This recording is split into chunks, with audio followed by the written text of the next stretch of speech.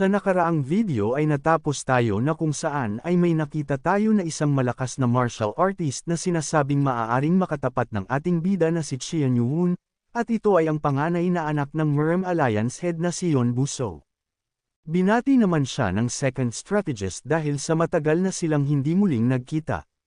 Sabi ni Yon Buso na isang oportunidad para sa kanya ang makita ang taong binabanggit nito. Sa isip naman ng dalaga na ang akala niya ay hindi ito interesado nang mabanggit niya ang patungkol kay Yuhun, kaya naman ay tinanong niya kung nais ba niyang makita ang Demon Lord ng Heavenly Demonic Cult. Sumagot naman ito na nais niya dahil sa ito ang tao na makakasama niya sa paglalakbay para sa susunod na henerasyon.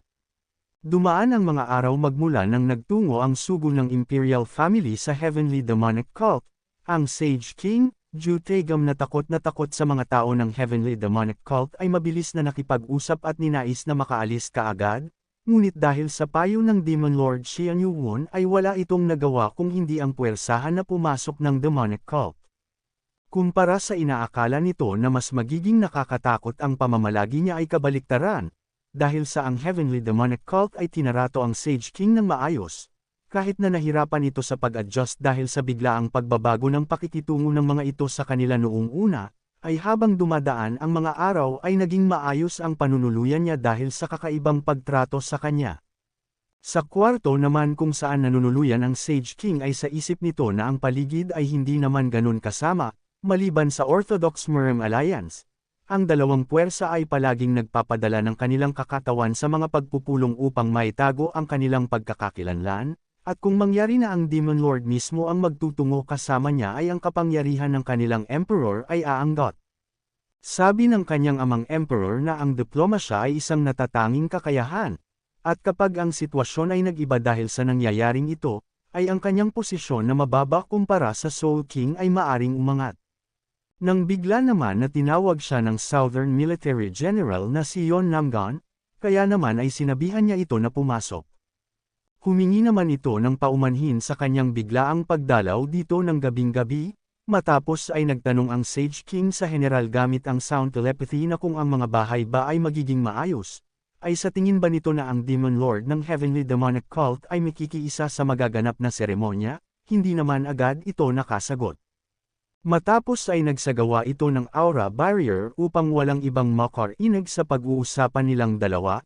Sabi nito na kailangan niyang maglagay ng aura barrier gamit ang kanyang true energy, at ngayon ay maari na itong magsalita ng komportable, na agad naman na pinasalamatan nito. Sabi nito na dahil sa maganda ang pagtrato nila sa kanya ay ang ibig sabihin ba nito na papabor na ang Demon Lord sa kanya. Sabi naman ng general na hindi nito masasabi ang patungkol doon dahil sa hindi pa alam nito ang intensyon ng Demon Lord sa kanila. Sa itaas naman ay tahimik lamang na nagmamasid at nakikinig ang Council Elder Juan sa kanilang pag-uusap.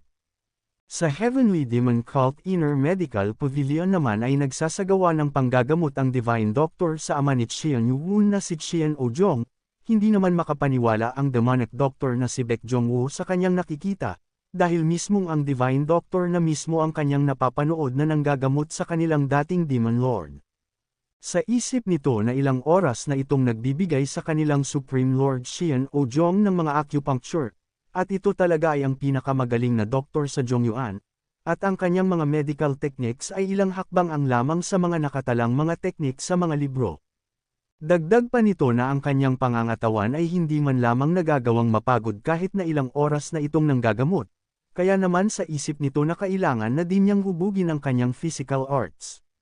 Matapos ay tinanong siya ng Divine Doctor na kung siya ba ang Demonic Doctor na sinang-ayunan naman niya, matapos ay may iniabot ito sa kanya, sabi nito na ang mga karayom ay kailangan na maalis sa katawan ng pasyente matapos ang isang oras kaya naman ay inutusan niya ito na siya ang gagawa na nito, dahil sa pagod na siya at kailangan niya na din na makapagpahinga. Nang papalabas na ang Divine Doctor ay nasalubong naman ito ng ating bida, kaya naman ay nagtanong si Yuhun na kung ano na ang lagay ng kanyang ama. Sabi nito na kahit na ang spiritual vein nito ay nasira ng matagal ng panahon ay nagawa naman nila na makalagpas sa kritikal na kondisyon, napangiti naman sila Yuhun dito at sinabi ng Divine Doctor na kailangan nilang tignan ito palagi dahil sa loob lamang ng isang buwan ay maari na itong magising. Sa isip ng ating bida na ang MRI scan at ang mga medical information ng nanomachine ay napakahusay, ngunit hindi perpekto ang mga ito. Ang internal injuries mula sa martial arts ay hindi nito malaman, kahit pa ng medisina sa hinaharap. Matapos ay sinabi ng ating bida dito na masyado na itong napagod sa kanyang ginawang paggamot kaya naman ay maari na itong magpahinga na muna, kaya naman ay nagpaalam na dito ang Divine Doctor. Matapos na makaalis ang Divine Doctor ay bigla naman na dumating ang Council Elder Juan, matapos na bumati sa ating bida, ay masaya naman itong ibinalita kay Yuhun na alam na nito ang impormasyon na kinakailangan nila. Sa nangyari ay napangiti naman dito si Yuhun na parang mayroon itong pinaplano. Sa sumunod na araw, sa labas ng Heavenly Demonic Cult Northern Gate, ay nagpapasalamat ang Sage King sa Demon Lord dahil sa nagawa nilang may pahinga ang mga pinsala nila sa naganap na hindi pagkakaintindihan at dahil sa nakatanggap sila ng maayos na pagtanggap sa mga ito. Dagdag pa nito na ibabalita niya sa kanyang pagbabalik ang patungkol sa maayos na pagtanggap sa kanila ng Heavenly Demonic Cult. Masaya naman dito si Yuhun dahil sa nakapagpahinga ang mga ito ng maayos. Nang may napansin naman ito sa kanilang likudan, sa isip nito na ito ay isang mensahe kasama ng Demon Lord, at ang pakiramdam sa paligid ay napaka-positibo kahapon, kaya naman ay may pag-asa sila sa pagkakataon na ito. Matapos ay nagtanong naman ito sa ating bida na kung nakapagdesisyon na ba ito. Humingi naman ng paumanhin dito si Yuhun dahil sa magpapadala na lamang ito ng kanyang representante sa magaganap na seremonya sa palasyo, sa narinig na ito ng Sage King ay bigla naman itong natigilan at napapatanong na kung bakit. Ngunit wala na siyang magagawa pa kaya naman ay nag-umpisa na silang maghanda upang maglakbay pabalik ng palasyo, sa isip naman ng general na sa huli ay aalis din sila nang hindi nakukuha ang kanilang ninanais. At ang makita kung papaano sila aalis sa Heavenly Demonic Cult nang kahit ang lumingon ay hindi nila magawa, at ang Sage King ay sigurado siya na nadidismaya ito. Sa loob naman ay nakayuko lamang ang Sage King dahil sa matinding pagkadismaya, sa galit ay agad nitong itinapon ang sulat na nasa kanyang tabi. Sabi nito na talagang nakakainis ang ginawa ng mga ito matapos na bigyan siya ng mga ito ng pag-asa ay ganito ang mangyayari. Dagdag pa nito na kung ang Emperor ay inimbitahan siya ay dapat na maobliga ito at agad na dapat na magtungo. Nang bigla naman itong natigilan dahil sa sound telepathy na ipinadala sa kanya at sinabi na ito pala ang kanyang naiisip, kaya naman ay napalingon ito at sa harapan niya ay nakita nito ang Demon Lord Xian Yuhun. Sa nangyari ay gulat naman ito, ngunit bigla naman na pinatikam ni Yuhun ang bibig niya. Sa isip ng Sage King ay napapatanong ito na kung papaanong ang isang ito na kanina lamang ay naghatid pa sa kanya ay bigla na lang na nasa loob kasama niya. Sabi naman dito ni Yuhun na totoo pala na umpisa pa lang ay ayaw na nito sa ating bida, nang bigla naman itong napailing sa sinasabi sa kanya ni Yuhun. Sabi ng ating bida na dahil sa natuto naman ito ng martial arts ay alam din ito kung papaano gumamit ng sound telepathy. Matapos ay inalis na ng ating bida ang pagkakatikam ng bibig nito, naiinis naman dito ang Sage King. Sa isip nito na wala namang punto ang pagsigaw niya upang makahingi ng tulong, dahil sa ang isang ito ay isang halimaw na may kakayahang ubusin silang lahat kung nanaisin niya, kaya naman ay napapatanong na ito na kung bakit siya pa ang naatasan na magtungo sa demonic cult upang magbigay ng kautusan. Matapos ay nagtanong naman ito kay Yuhun na kung kailan pa nito nagawang makapasok sa karwahe na sinasakyan nila. Sumagot naman ito na hindi naman siya masyadong matagal, kaya naman ay napaisip ito na kung nagawa ba niyang makapasok noong oras na binuksan niya ang pintuan ng karwahe, at ang martial arts ng taong ito ay talagang nakakamangha, dahil nagawa niyang makapasok sa karwahe nang walang kahit na sino sa kanyang mga gwardya ang nakapansin. Sa demonic cult naman ay napapatanong si Council Elder Juan habang nagpapanggap bilang ang Lord Xian Yuhun na kung magiging maayos kaya ang kanilang Demon Lord. Nagtanong naman ang prinsipe na kung ano naman ang nagdala sa kanya sa loob ng karwahe. Sumagot naman dito si Yuhun na ito ay upang magawang makapasok ng palasyo ng kasama siya, kaya naman ay sabi nito na kung ginagawa ba ito ng ating bida dahil sa mga nasabi niya dito dati ay humihingi na ito ng tawad at huwag na itong magalit. Nasabi lamang niya iyon dahil sa nadidismaya siya sa hindi nito pagpunta sa seremonya. Sabi naman dito ng ating bida na nakakagaan ng pakiramdam ang mga sinabi nito dahil ang akala niya ay talagang ayaw ng Sage King sa kanya, Matapos ay humingi naman ng paumanhin si Yoo-won sa Sage King dahil sa biglaang pagpasok nito sa kanyang karwahe, dagdag pa ni Yoo-won na didiretsuhin na niya ito, nais ng ating bida na tulungan siya nito. Sa isip naman ng Sage King na hindi ito makapaniwala sa taong nasa harapan niya. Dahil sa sinasabi nito ang mga bagay na gusto nitong iutos na gawin niya kahit na walang sandata ang nakatutok sa kanya.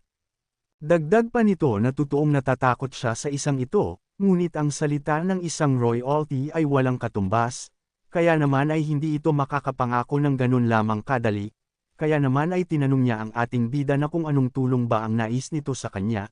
Namangha naman si Yoo-won sa Sage King dahil sa pagiging matalino nito sa mga importanteng bagay, at sa tingin niya na ang royalty ay isang royalty, kaya naman ay kailangan niya muna na kumbansihin ito. Sabi ni Yoo-won na kailangan niya munang ipaliwanag ito, at tinanong kung tama ba ang sinabi niya na ang Supreme Saber of Six Martial Arts Sect ba ay magtutungo din sa nasabing seremonya, na sinang-ayunan naman ng Sage King. Nagpatuloy naman si Yoo-won, sabi nito na ang kasamahan nito na si Yeok-kyung na isang opisyal na nagpanggap bilang Sage King noong nakaraang linggo, ay isang espiya mula sa Supreme Saber of Six Martial Arts Sect. Kung umabot ka na sa parte ng video na ito ay maaari lamang na i-click ang like at super thanks sa baba bilang pagsuporta. Maraming salamat. Ipinaliwanag ng ating bida ang sitwasyon sa pagsulpot ng Supreme Saber of Six Martial Arts Sect sa Jangho sa mga nangyaring iilang insidente sa Heavenly Demonic Cult. Sa Sage King na ngayon ay nagtataka na sa mga nangyayari. Nasabi din dito ni Yoo-won ang kung ano ang itinanim ng Supreme Saber of Six Martial Arts Sect sa katawan ng mga espiya upang mapigilan ang pagkalat ng impormasyon na mayroon sa mga ito. Sa narinig nito ay hindi naman siya makapaniwala na maari pala na magawa ang bagay na ito upang mapigilan ang pagkalat ng impormasyon na mayroon ng mga espiya nila. Dagdag pa ni Yoo-won na sa ngayon ay mayroon pang iilan bukod kay Yeok-kyung ang kasama nito sa kanilang paglalakbay. Sabi naman dito ng Sage King na kung sakali ba na totoo ang sinasabi nito ay maari ba nilang arestuhin agad ang mga espiya na ito. Sabi naman ng ating bida na mas mabuti kung hahayaan lamang nila ang mga ito sa ngayon, dahil sa hindi pa nila alam kung ang impluensya ba nila ay nakakalat na sa loob ng palasyo.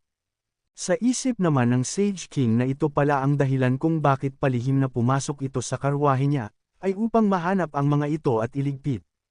Dagdag pa nito na mas importante na mailigpit ang kaaway na una mong makita, at ang isang ito ay maaring mapanganib bilang isang kaaway, kaya naman ay napapatanong siya na kung ang pagdala sa isang ito sa palasyo ay ang magandang bagay na gawin, nang bigla naman siyang tinanong ni Yoo-won na kung nais ba nito na mapalakas ang kanyang posisyon at maging isang crown prince. Sa narinig naman na ito ng Sage King ay bigla itong nagtaka na kung papaano nitong nalaman ang patungkol dito dahil nasabi lamang niya ang bagay na iyon sa general noong nakaraang gabi.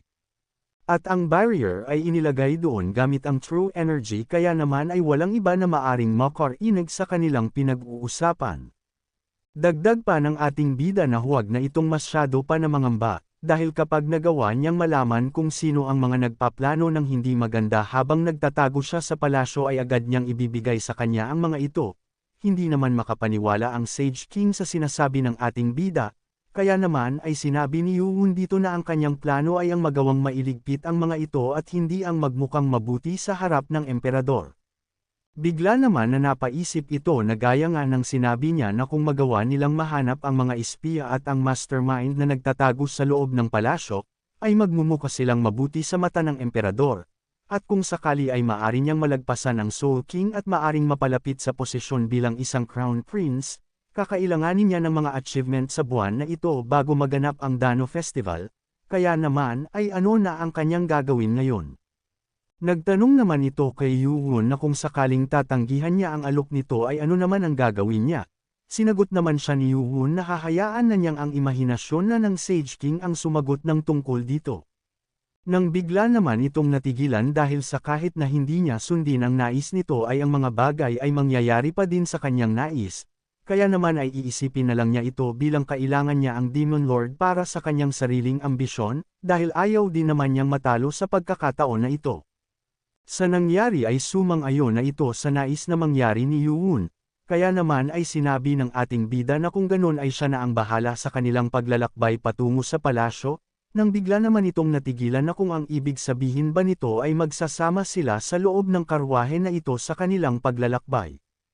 Ilang araw ang lumipas sa Dimyung Empire's capital city premiere, na makikita sa hilagang silangang parte ng Henan Province, ay ito ang pinakamalaking syudad sa Zhongyuan na may bilang ng naninirahan na higit sa 500,000.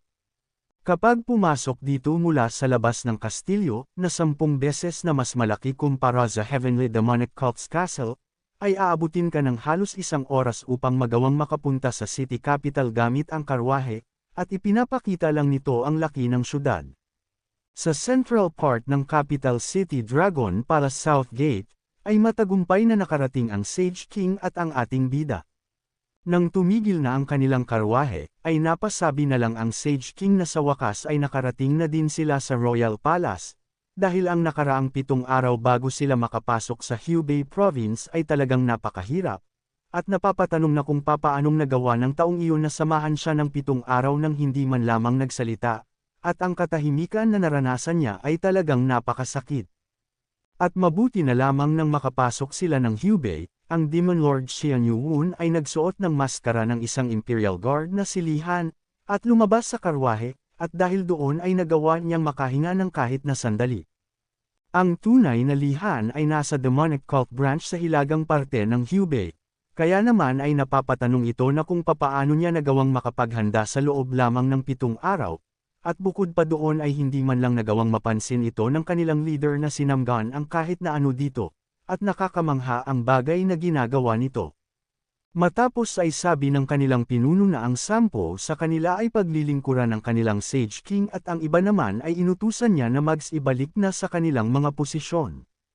Sa isip naman ng Sage King na wala na siyang kailangan pa na gawin dahil sa sumusunod naman sa kanya ito, at hindi na din niya kailangan pa na piliin ito na ilayo sa kanya.